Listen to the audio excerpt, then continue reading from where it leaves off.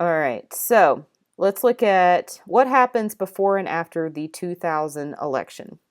So Bill Clinton is president from 1993 to 2001. And at the end of his presidency, he becomes the second president to ever be impeached. And to not go into too many details about the impeachment, um, he was impeached because he lied under oath. He had an affair with one of his interns, and which that part wasn't the part he got in trouble for. It was the fact that he lied about it under oath. He committed perjury. So he was impeached, but he was not convicted in the Senate, which would have removed him from office. The big thing for you to remember from a scandal like this is like same thing with Watergate, same thing with the Teapot Dome scandal. Americans lose trust in their elected leaders. That's the big thing to remember from Clinton's impeachment. And this also, another big thing this does is it weakens the Democrats prior to this 2000 election. So this happens in the late 90s. They're getting ready for the 2000 election. Al Gore, who is vice president, is going to run for president. So this kind of weakens Democrats and people's faith in that political party and in politics in general in the late 90s. So let's talk about an election that's probably the most controversial election in American history, and that is the 2000 election. We have two candidates. We have George W. Bush. As you remember, his dad was president from 89 to 93. And then you have Al Gore, who is the Democratic nominee. And then let's throw one more name in here because he is important. Ralph Nader. He is the third party candidate, the Green Party. So in this election, and just to give you a little background, you have people go and vote, and then that affects the Electoral College. Electoral College is what counts for voting in the president. So so let's say the state of Texas, the majority of the popular vote, or the popular vote goes to Bush for Texas, which it did. Then all of the electoral votes for Texas are voted for Bush. Let's say that Al Gore gets the majority of the popular vote in California, then he gets all of the electoral votes for California. Now, we're going to see where the issue is with how the Electoral College works. So let's look at the map. Red is the states that went to Bush, blue are the states that went to Gore. Now, if you look at our pie graph, Gore wins. He wins the election, popular vote, that is. He does win the popular vote overwhelmingly by about 500,000 votes. But let's say 2 million more people in Pennsylvania vote for Gore than they do for Bush. Well, then that's still one state that goes to Gore in those electoral votes. So it was voting in the right places. So our big point of contention in the 2000 election is the state of Florida. And it just happens to be that George W. Bush's brother was the governor at the time of Florida. And so at the very end of the election night in 2000, they still did not know who the winner was. Usually you can tell before the night's over, but this time they didn't know. And they didn't know because they had to figure out which of the two candidates won Florida. And they had to do recounts. They went to the Supreme Court and back and forth. And then ultimately, the Supreme Court ended these recounts and made the final decision that led to Bush getting the state of Florida, which gave him enough electoral votes. If you see up here, barely enough electoral votes to win the presidency. So a lot of people feel like the Supreme Court led to Bush becoming president. 5 Supreme Court justices voted for the series of events that led to Bush becoming president, and 4 voted against. And the 5 that voted for him were all nominated by Republican presidents. It was very down party lines. One thing to also keep in mind is our guy, Ralph Nader, and the role of the third party candidate. So he mostly aligned with a lot of Democratic ideas. So these 2.8 million votes, just think if they went over to Gore, right here, if they went over to Gore, how that would have spread out throughout the states, if that would have led to him overwhelmingly win the presidency. So a lot of changes could have happened as a result of that. So 2000 election, very, very controversial. And it, for some people, felt like it shows that the Electoral College might be antiquated and might need to go away. All right, major crises, and we're getting into the 2000s. Most of you, if not all of you, know about September 11th. September 11th, 2001, There were terrorists, a total of 19, that hijacked 4 different planes and were going to fly them into major buildings. 2 crashed into the 2 World Trade Center towers, which were roughly 100 stories tall, huge buildings, landmarks in New York City.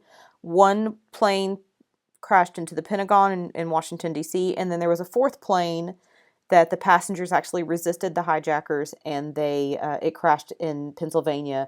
And the theory is they think that plane was either going to the Capitol building in Washington, D.C., or it was going to the White House. That's where a lot of people feel like it was going. So over 3,000 people were killed on this day. And Al Qaeda was the terrorist group that operated this attack. They had sent people that came into the United States. They went to flight school and learned how to fly planes so that they could get into the cockpit of the airplane and control the plane and fly it into these buildings. Something else that we are still a part of today is in Afghanistan. There was a group that ran the country called the Taliban, and they're a militant Islamic group, and they also harbored terrorists and allowed terrorists to operate in their country. So because they were harboring the terrorists that were responsible for September 11th, we invaded Afghanistan. 12, 13 years, we're still in Afghanistan, and we are still fighting some of the Taliban. Even though we toppled their regime pretty quickly once we got there, we still have rebels that we're fighting against. So major responses that come out of this, you see the effects of this almost every day, especially if you travel. They created a new post in the president's cabinet, and that is they created the Office of Homeland Security. They also passed a law called the Patriot Act, and the Patriot Act is going to have to do with wiretaps and how to monitor possible terrorist activity, and it's going to actually be a pretty controversial law in terms of the Constitution.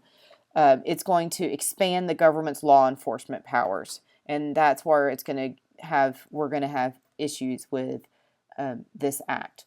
And some people feel like it gave the executive branch too much power because it could threaten individual liberties. Later on, the wiretaps, which meant they could tap people's phones, were later held unconstitutional. Um, Also, after September 11th, they also made it easier for terrorists to be imprisoned. If you've ever heard of Guantanamo Bay, that's where a lot of them were in prison. And since they weren't on American soil, they could be held, and certain rights that are required on American soil could be withheld because they weren't there. They were in Cuba. So there's a lot of controversy around how certain individuals were treated. And some people felt like, well, it wasn't. When it comes to the security of our country and security of individuals, sometimes there's certain things that have to be sacrificed, such as certain people's individual rights or maybe the treatment of these terrorists. So there's all kinds of issues that have come out of 9/11. Every time you go and travel and you have to go through all that security, that's all in response to, most of that's in response to September 11th. Another crisis in the 2000s that President Bush had to deal with was Hurricane Katrina. This hurricane came through. Originally, it didn't look like it was going to be that major of a storm, and then it ended up being pretty huge. And the bigger issue that happened with Katrina was when it hit the Gulf Coast and it hit New Orleans, the levees that they have set up in New Orleans to keep New Orleans from flooding, these levees breached and did not hold. And so 80% of the city and parts of the Gulf Coast were flooded. Katrina was the highest storm surge to hit a North American continent. It also it was also the costliest hurricane on record. So we think of human geographic factors, it was the costliest hurricane. There are also 1,800 people lost their lives. So you had 1,800 deaths. You also had another major controversial thing that happened from this was the way that the government responded, and the lag in time of response to the problems. So you had people that were stranded for days on their rooftops, or there were 20,000 people trapped in the Superdome in New Orleans that they couldn't get the help that they needed because of the physical geographic factors that happened from the hurricane. So because of the flooding and other damage. This led to a response time, a delayed response by FEMA and other disaster relief groups. And a lot of people feel like that this delay in disaster relief, that it could have led to less deaths and a lot of other things. This also led to a massive migration. A lot of New Orleans residents decided they didn't want to stay in New Orleans anymore. Their house was condemned or their house was destroyed. They didn't want to have to go through another flood or hurricane like that, so they decided to move elsewhere and seek out a new life there. So there are various physical and human geographic factors from this hurricane, and there are still parts of New Orleans that are still recovering from this, even 8, 9 years later.